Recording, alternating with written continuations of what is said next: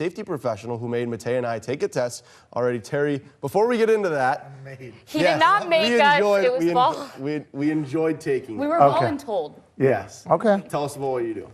So my name is Terry Weston. I'm a workplace safety consultant at South Central College.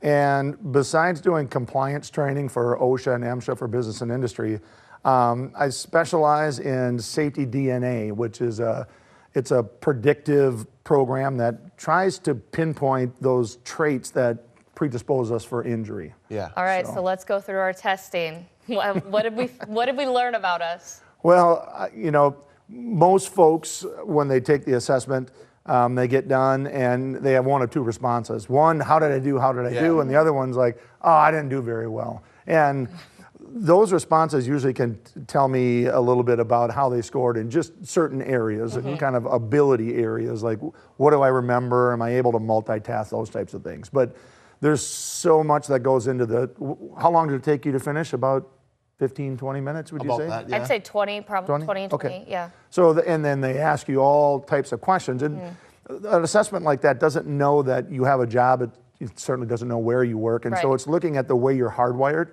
And so those traits are consistent from now forever. Your only recourse, if we score a little bit lower in some of those areas, is to figure out how to compensate for them. So, So what are you looking for in those tests specifically? Is it where we can improve our safety at the workplace, or is it just how we are as a hardwired individual? So both. You need to know about yourself before you can change, right? And so when we show you something like you scored a little bit lower on awareness of surroundings, which is kind of it's a large category. It's got multiple things within it, but one of them is attention to detail. So consider yourself driving up to an intersection and you're told, we're all told, look left, look right, look left, you know, left, right, left.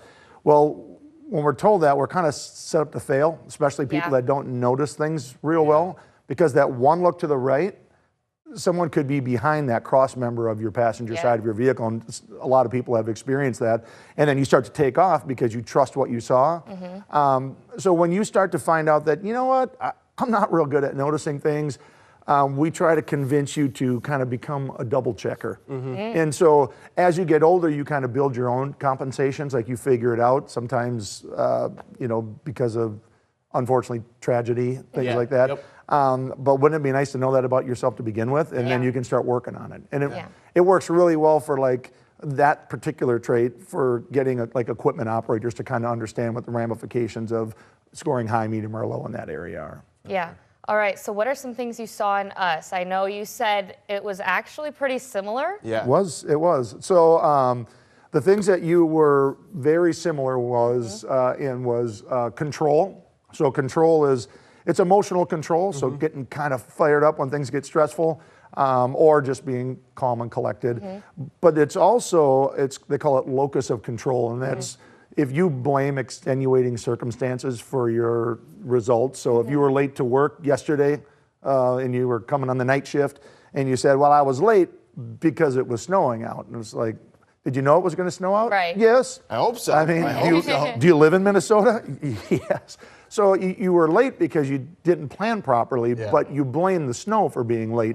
And it's the way you see things versus someone that comes in and says, my fault. You know, they take responsibility. So you were the same in that. Where's the biggest difference? The biggest difference was caution. One of you is a little riskier than the other. Yep. And we'll let the audience We don't have to worry about that. We've got a Survey Monkey going right now. No, and then the other one was awareness of surroundings. So that ability to notice things and ultimately to multitask. And usually when somebody asks me, how did I do on that assessment? I think I did pretty good. Well, most of it's questions, but there are some activities, and the activities are measuring those abilities to multitask, to remember things. So, you know, the person who asked me, how did I do, did just a little bit better, but really, really similar. Yeah, that's interesting. It's good Does that shock you? No. Not the same. Not at all. If people want to learn more from you or about South Central College, where can they go?